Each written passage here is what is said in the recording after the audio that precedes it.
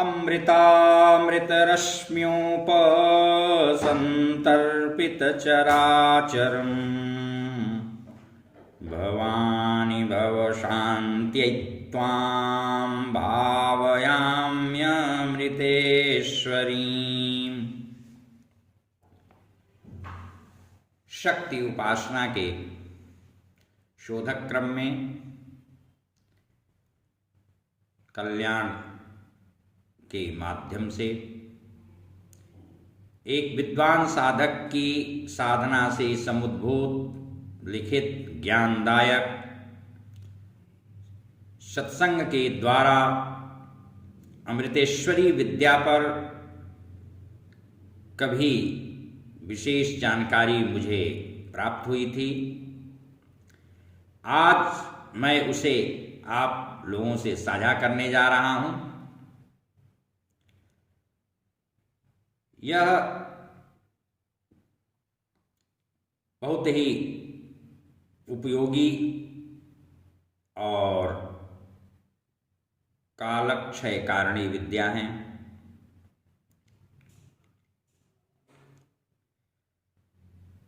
ब्रह्मा सहित सभी देव ऋषि पितृमानव जो भी हैं वह सब काल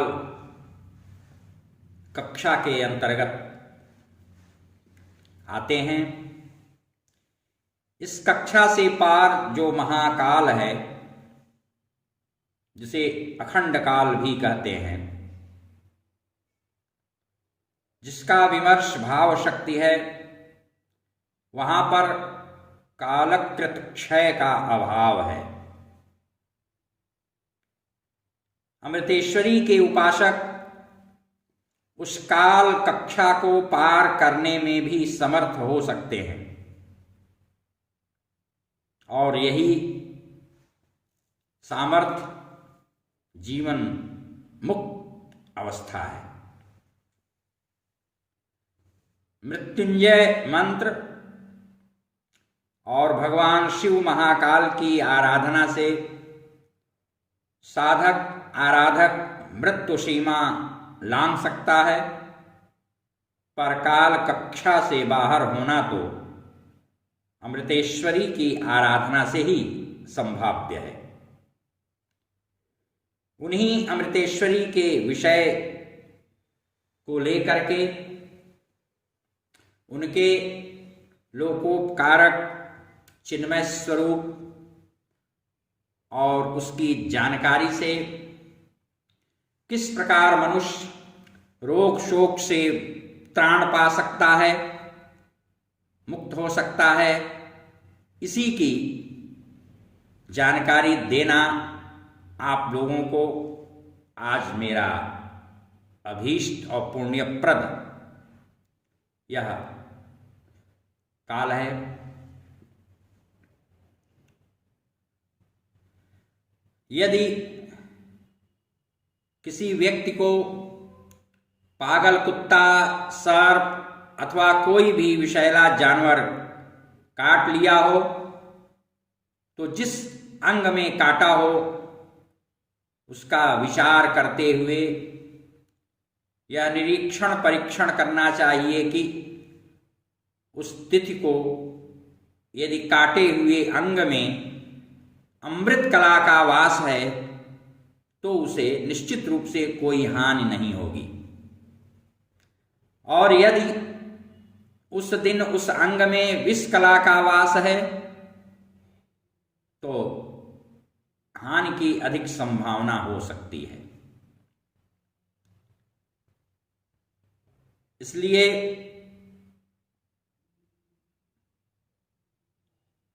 साधक अमृतेश्वरी के ध्यान और मंत्र से उसके अंग में अमृत का संचार करके उसे पूर्णतः स्वस्थ कर सकता है। अभी मैंने जिस श्लोक का प्रारंभ में वाचन किया था वह श्लोक भगवती अमृतेश्वरी का ध्यान है और इनकी आराधना का मंत्र राज अलग है। और तमाम ऐसी चिकित्सा पद्धतियां हैं जिनमें भगवती के आराधक के द्वारा अमृत श्राव करके और रोगी को पूर्ण स्वस्थ किया जा सकता है।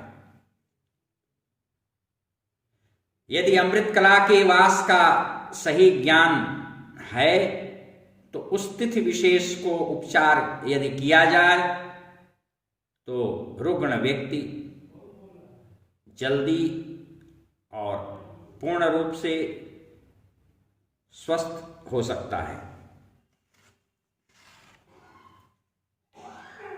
जैसे तमाम चिकित्सा पद्धतियां प्रचलित हैं समाज में, कुछ लोग मात्र देख करके या स्पर्श करके या एक्यूप्रेशर के द्वारा एक्यूपंक्चर करके और रोग का निदान कर देते हैं। उसका हेतु कारण जो है वह यह अमृतेश्वरी विद्या है। इसको जान करके यदि हम कब कहाँ किस अंग में किस तिथि में अमृत कला का वास है और तदनुसार यदि हम कार्य करेंगे तो उससे अधिक और निश्चित लाभ रोगी को होगा। ऐसा भी कहा गया है, स्थाने यस्मिन् नहि विष्कला मर्दनम तस्य कुर्यात्। जिस स्थान में विषकला न हो उसी स्थान अंग का मर्दन मालिश करना लाभदायक होता है। इसके विपरीत करने से विष के व्याप्त होने की संभावना प्रबल रहती है। तमाम ऐसे आराधक चिकित्सक हैं जो हिप्नोस्टिन और दृष्टिपात से रोगों का निवारण कर देते हैं। यदि उनके नेत्रों में उस दिन विष कला का वास है तो उनको कार्य में सफलता नहीं मिल सकती, लेकिन यदि अमृत कला का वास है तो उनका निदान सकारात्मक होगा, शुभ परिणामप्रद होगा। इसलिए यह जानकारी होनी चाहिए कि किस दिन किस अंग पर प्रभाव डालना अभिष्ट है और किस दिन कब कहाँ अमृत कला का वास है।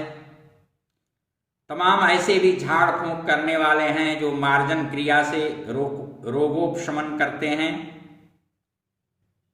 अगर वे अमृतेश्वरी विद्या को साध लें तो तमाम चमत्कारिक ढंग से अचूक और अमोघ कार्यों में सफल हो सकते हैं।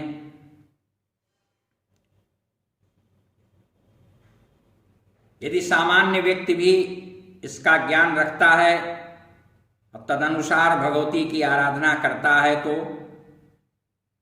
वह रुग्ण कम होगा, उसे अपमृत्यु व अकाल मृत्यु का भय नहीं रहेगा, युवा दिखाई देगा और उसके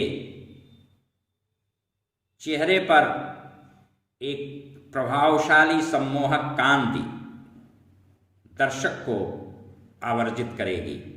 उसमें एक अलग आकर्षण विद्यमान होगा जो संपर्क में आने वाले सभी व्यक्तियों को प्रभावित किए बिना नहीं रह सकता।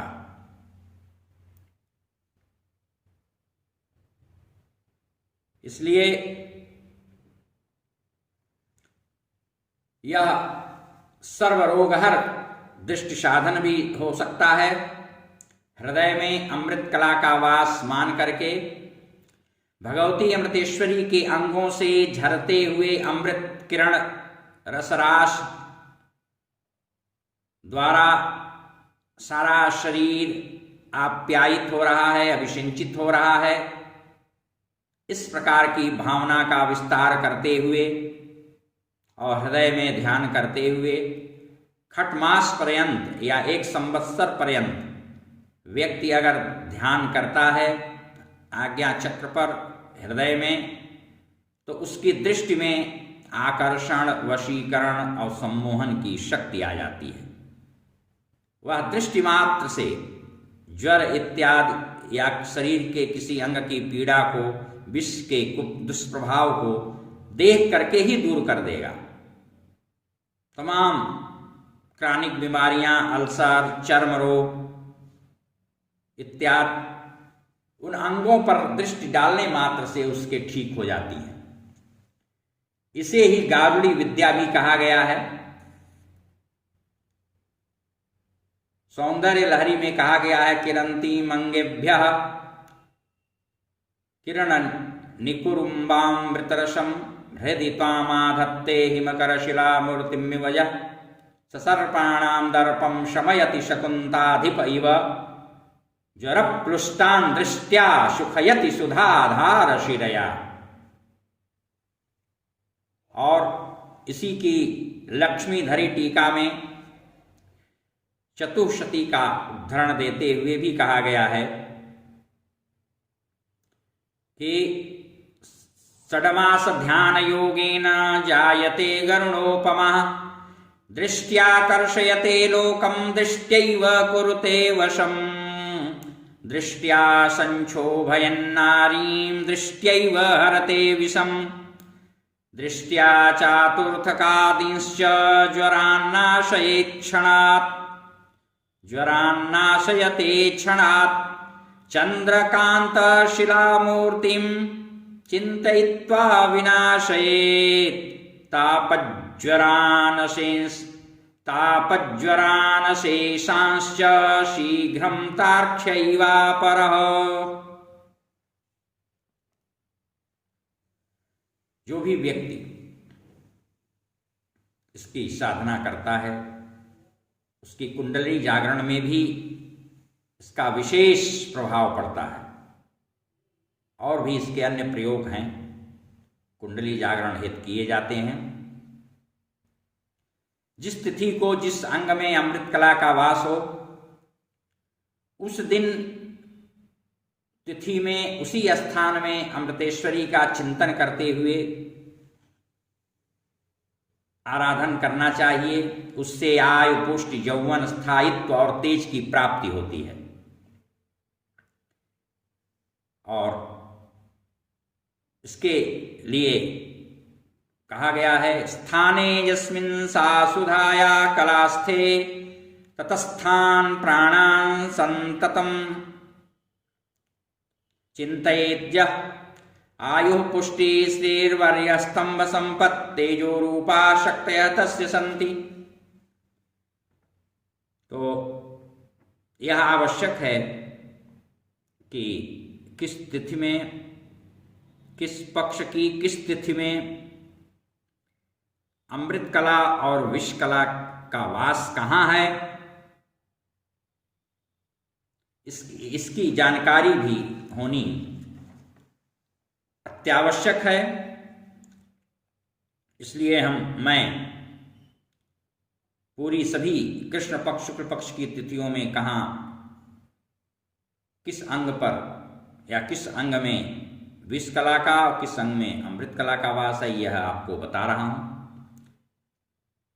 शुक्ल पक्ष की प्रतिपदा तिथि और कृष्ण पक्ष की चतुर्दशी तिथि को अमृत कला का वास पादांगुष्ठ में होता है, पैर के अंगूठे में पादांगुष्ठ, और विष कला का वास नाभि में होता है। शुक्ल पक्ष की द्वितीया तिथि को और कृष्ण पक्ष की त्रयोदशी को अमृत कला का वास चरण तल में होता है और विष कला का वास हृदय में होता है। शुक्ल पक्ष की तृतीया तिथि को और कृष्ण पक्ष की द्वादशी को अमृत कला का वास टखना में होता है और विष कला का वास कुच में होता है, यानी स्तन में। शुक्ल पक्ष की चतुर्थी तिथि को और कृष्ण पक्ष की एकादशी तिथि को अमृत कला का वास पिंडली में होता है और विष कला का वास कंठ में होता है। शुक्ल पक्ष की पंचमी तिथि को और कृष्ण पक्ष की दशमी तिथि को अमृत कला का वास जंघा में होता है और विष कला का वास नासिका में होता है। शुक्ल पक्ष की षष्ठी तिथि को और कृष्ण पक्ष की नवमी तिथि को अमृत कला का वास उपस्थ में होता है और विष कला का वास कान में होता है। शुक्ल पक्ष की सप्तमी तिथि को और कृष्ण पक्ष की अष्टमी तिथि को अमृत कला का वास नाभि में होता है और विष कला का वास अंगुष्ठ में होता है। शुक्ल पक्ष की अष्टमी तिथि को और कृष्ण पक्ष की सप्तमी तिथि को अमृत कला का वास हृदय में होता है और विष कला का वास चरण तल में होता है।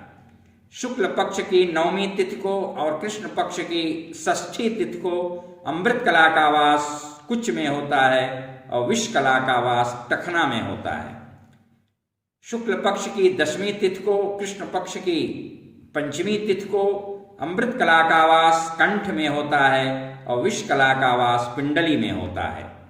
एकादशी शुक्ल पक्ष की और कृष्ण पक्ष की चतुर्थी को अमृत कला का वास नासिका में होता है और विष कला का वास जंघा में होता है।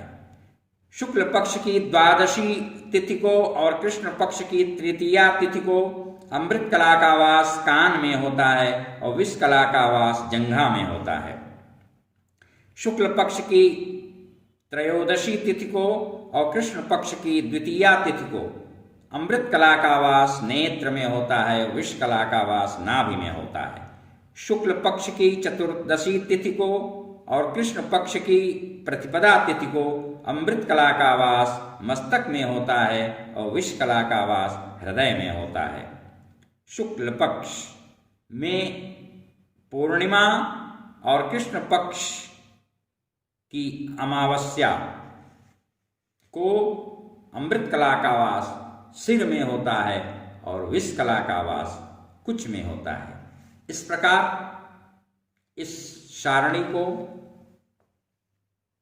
ध्यान में रखते हुए यदि हम अमृतेश्वरी विद्या का जीवन में उपयोग साधना के क्षेत्र में, रोगोपशमन के क्षेत्र में या अन्य किसी भी तरह से स्वास्थ्य हित करें तो उसका हमको जीवन में बहुत ही सुखप्रद लाभ होगा, अनुभूति होगी और हम साधना के द्वारा पूर्व कथित सभी परिणामों को, सकारात्मक परिणामों को प्राप्त करेंगे। हरि ओम तत्सत, हरि ओम तत्सत, हरि ओम तत्सत।